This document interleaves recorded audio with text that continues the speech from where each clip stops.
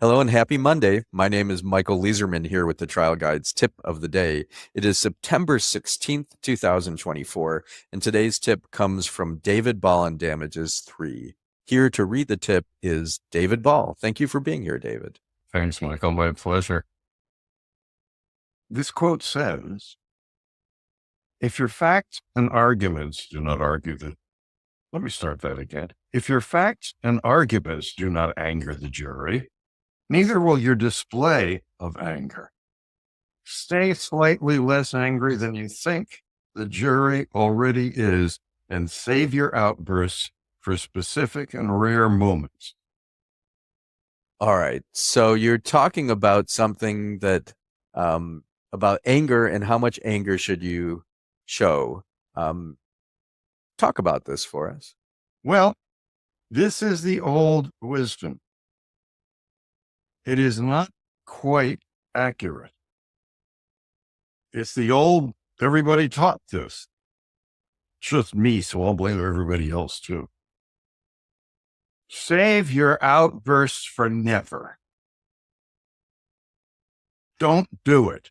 If you want to get the jury angry, give them the information and the facts and the things that will get them angry. Your display of anger does nothing except hurt you. This is especially true on cross-examination.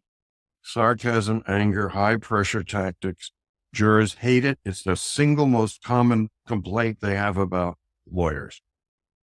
When they see you angry on cross or any place else, they trust your passion, but not necessarily your accuracy, because angry people are less trustworthy. You know that, and they know that. Also, you are trying to get non-economic damages, something that requires empathy. You're trying to gin up empathy within the jury for your clients. Anger at something is the opposite of empathy. Don't display the very thing you want the jurors to avoid. You want them angry at the defendant and empathy with your client, but when they see you being angry, they have less empathy for you. We don't like bullies. Think Fred Goldman in the OJ case, if you're old enough to have watched him, the father of the boy who was killed. We all sympathized with him. We all disliked him. He irked us. He was irritating. Anger does not belong on your side of the aisle at all, except that you're doing the things to create the anger in the jury. You keep your feelings more positive than that. Don't show us your dark side. Yeah, but very rare. Yeah, I think very rare. This is brilliant. And I know in Damages Evolving that you actually talk about this and you say, hey, cut this out and paste this over this. This is revised. Yeah. So last section, thanks for bringing that up. The last section of Damages Evolving, rather than doing a new edition, Damages 4, which would have been 95% the same book, I didn't want people to have to buy a whole new book. So it's at the end there. And it's set up so you can just clip the pages. It's only printed on one side for that purpose. You can tape them over. It shows you where to do that. And this is one of the points where I've adjusted what this says. The old wisdom, one of the great things about the good lawyers is they can tell just how angry the jury, and they keep their anger just beneath it. No, I resist that now. Anger is not your friend. What you say in anger, you're probably going to regret. Yeah. There's, as I think about this, and I might not be a great example because most lawyers I work with have a problem controlling their anger. So I think for most lawyers, this is great advice. I'm pretty calm in trial. And for other lawyers who maybe are more like me, that aren't angry people on the whole in the world, the danger can be the opposite, which is you got to make sure you're showing passion.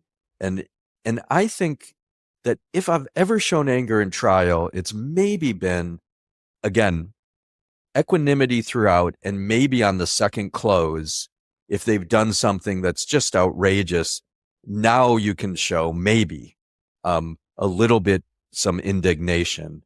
How But make sure it is absolutely in just the way you are feeling at that moment and that you're not doing it to get them to be angry.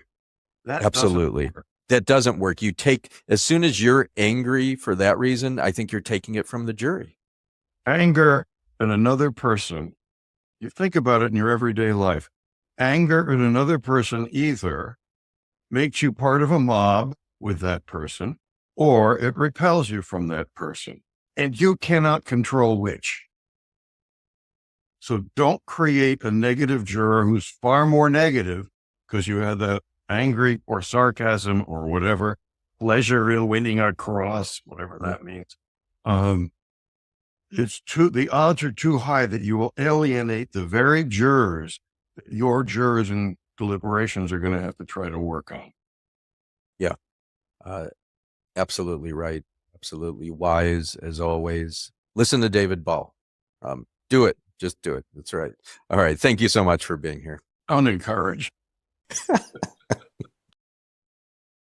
Let's take a deep breath together and be aware of being alive, being grateful to be alive today.